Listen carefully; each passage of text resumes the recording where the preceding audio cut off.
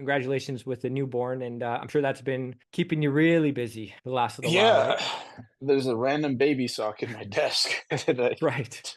So it's crazy what something so small can do and just like overtake the house. So it's been dope though, man. How's the sleep going with that? The nutrition, the training? Do you feel like you're on point still with all that? I'm sure maybe at the beginning it was a little bit rocky, but how are you right now? Good.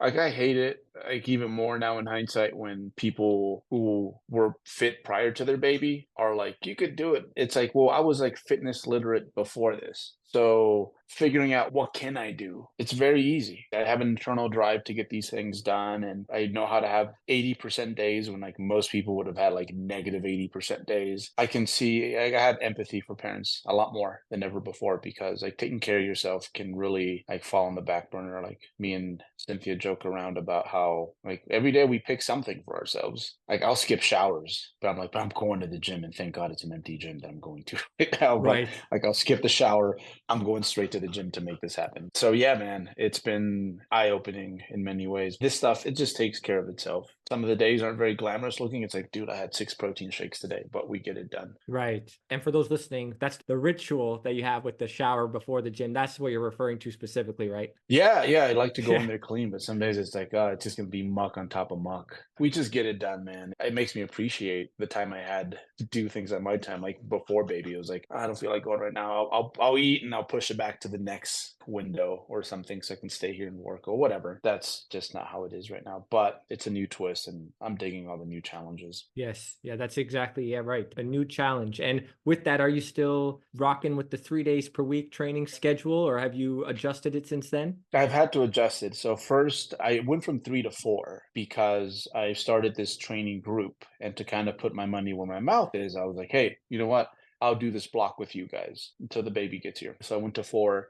That I felt the difference in regards to like my week just felt more crowded. Like you have so much space when it's 3 days a week. And then now it's just kind of like, can I get out today? All right, let's go. Okay, what feels fresh? Let's hit that. So it's been kind of like a bro split. Like today, I'm projected to hit chest and biceps. It's funny. I was speaking with, don't think Ryan Doris has kids. He was talking about how he was so focused on that Pilates thing that he was doing that he was rocking with like a schedule that he would have never done when he was in his natural bodybuilding competitive days. It sounds like you're kind of doing something different than what you were doing in all the years prior, for the most part, with how you're approaching the scheduling aspect of things, just because of the newborn and how you've had to adjust around your kid, right? Yeah, and that's kind of again the just being fitness literate, right? So I guess a little broader than just bodybuilding literate. Like a parent that's never been in shape, for example, it's like, man, I see these people on Instagram, they're like pushing the sled, they're doing the battle ropes, they have their morning routines that take like 2 hours, whatever, and they're like, well, I just don't have the time for that. And it's like, no, yeah, you don't.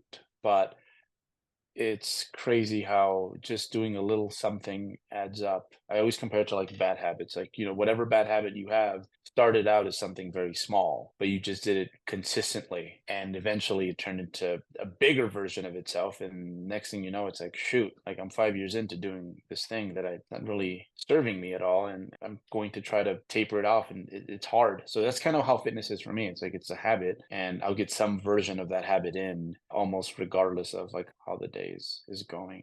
So yeah, that's where, man, I just wish the average person knew that you can do very little. You just have to be consistent with it, and eventually it amounts to something. Prep is a good place to learn this, right? Because man, some days are rough, and sometimes the way you have to check off the boxes wasn't the way you imagined it would take place when you woke up, right? But you get it done. It's one way or another. Like I think that's where bodybuilders really learn to check off boxes is like when they prep, because I tell my athletes all the time, it's like, hey, I know by the time the spreadsheet gets to me, like the numbers are where they need to be, like everything looks good, but I know that on your end, it took a lot of like piecing things together to make that happen. It looks neat and nice on the spreadsheet, but you had to maneuver to Right. make it happen. So just a little bit more maneuvering now, but I mean, that's just how my life is going to be moving forward in like one way or another. But I'll tell you what, it kind of gets you into this spring cleaning mode where you just don't have time for, I guess, like all the bullshit, right? So you spend less time like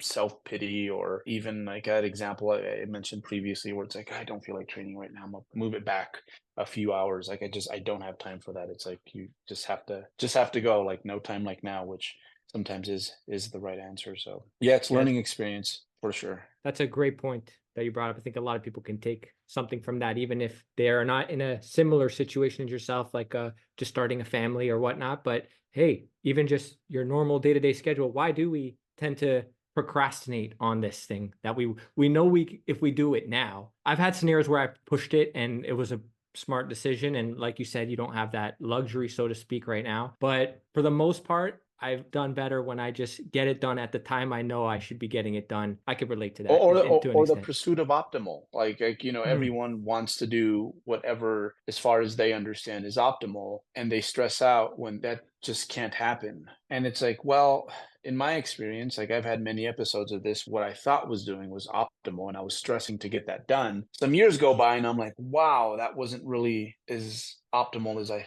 thought," right? At some point, I was trying to eat 7 meals a day, and there was days where that was, like, rough. I'm like, "Man, some of these meals are gonna have to be, like, an hour and a half apart because I'm getting close to my sleep time, or I started the day late," and it would stress me out. And, like, now in hindsight, I'm like, "Okay, like, yeah, I was sweating things that didn't really matter at all or matter as much as I thought." right. There's a time and a place where maybe that was fine, but when you get a lot of resistance for something like that, and if it starts off even right from the get-go, then why do we self-sabotage in these ways? Is like what you start thinking in hindsight, right? When you're looking back in hindsight. Oh, man, don't get me started on self-sabotage. Like, it dawned on me recently that, like, why do we do it, right? And, I think a lot of it is we're afraid to come up short per the universe's, like, dress code. It's like, "Ah, you can't get in. Wasn't good enough." So sometimes, like, we self-sabotage because we'd rather come up short because I didn't really put everything into it, as opposed to putting everything into it and then finding out that that didn't meet the standard to accomplish that goal. When in reality, it's like, man, even if you come up short because you did what you did, your next 100% will be even greater. You learned all these skills along the way. And a big one is like learning to be okay with coming up short. Like, if you're always winning, dude, it's like, what are you playing basketball with, like, fifth graders? Oh, Right? Like, right, right. right? So you're probably selling yourself a little short when it comes to the things that you're trying to reach for. So yeah, that one dawned on me recently. It's like, okay, so why do we self-sabotage? Okay, that makes sense. It's just we don't want to come up short because it's embarrassing. It makes us deal with our current limitations in a very upfront way. It has me thinking for sure because you appreciate a win so much more when you have put all your effort into something and you did come up short, but you put all that effort in. And then when you eventually get the win, wow, does that feel amazing, right? Yeah. Yeah. Or even when you lose, eventually you're like you just become desensitized to it. Because it goes, even when you accomplish something, like the goal itself isn't as tasty as maybe you imagined it, right? But you look back always and you're like, man, but you reflect on the journey and you're like, man, I really admire how I did this and that to get these things accomplished, right? So yeah, there's much more than just winning, but those skills that you develop when to trying to exert yourself, when trying to unlock a new level. That's in actuality how you unlock new levels, is by taking up things that are truly a challenge to you. So we were talking about the training a little bit. Now you're kind of doing more of a bro-ish type of split. You gave the reasons for why that is, of course. What's that looking like though? Like on a day-to-day basis, is it just you pair two body parts together based on recovery? Is it as simple as that? Yeah, and then also there's just things that I know match up well. Like, for example, like if I did triceps before, that's why there's a chest and biceps, right?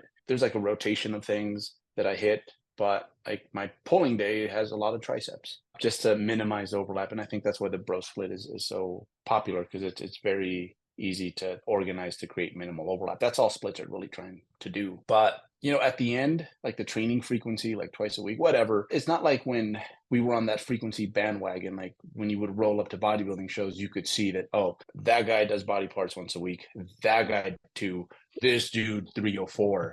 Like, no, no. But crazy powerlifting, there's a very obvious difference. One of the reasons the records have moved up so much in recent years, yeah, the gene pool, but also these dudes, like, they see some very clear differences when they change like lifting frequency, because it is a skill sport, right? So when they go from like benching once a week to 3 times a week in a well planned out manner, they see that thing skyrocket. But with us, doesn't seem to matter nearly as much. Think of it this way: it takes about 3 weeks for muscles to atrophy. So if you're spending a little bit less time in between bouts, if anything, it kind of guarantees that you're like really fresh and ready when you go in there. Like you're going to be over recovered for sure. And whatever backslide might have taken because there was such distance between bouts, it's probably so minuscule that it's a net win once you pump it full with stimulus. So yeah, it hasn't really messed with my mind at all. Like I'm like, oh, if anything, it's fun and different. Right. Yeah, because before you had the newborn, you were running with that 2 upper days and a lower day. That was the thing that you were rolling with for a while. When you switched to this, objectively speaking, would you say there's like a difference in how your physique looks just from the arrangement itself? Or as long as the effort's being put in, the frequency of how often you're hitting stuff hasn't really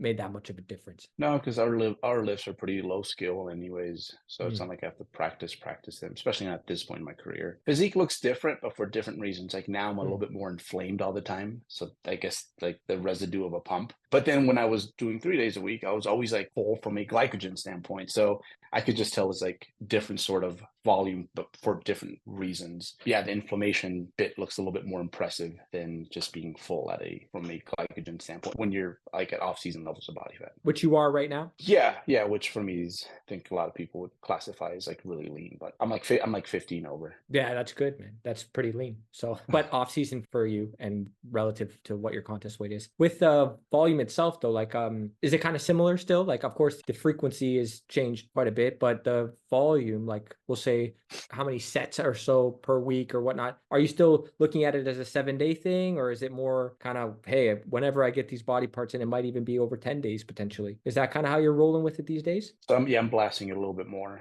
So maybe volumes increase by 25%, but not much. Just because I don't know. It's like, when's the next time I'm gonna get some direct bicep work in? Let's do it. Gotcha. Okay, yeah, that's understandable for sure. How often are you training at this point now? Does it kind of depend on the week? It varies from 2 to 5. Gotcha. And if you know it's going to be 2, it'll be like you're going to try to hit everything on those 2 days, or it just carries over. I just kind of keep going in that rotation. Got it.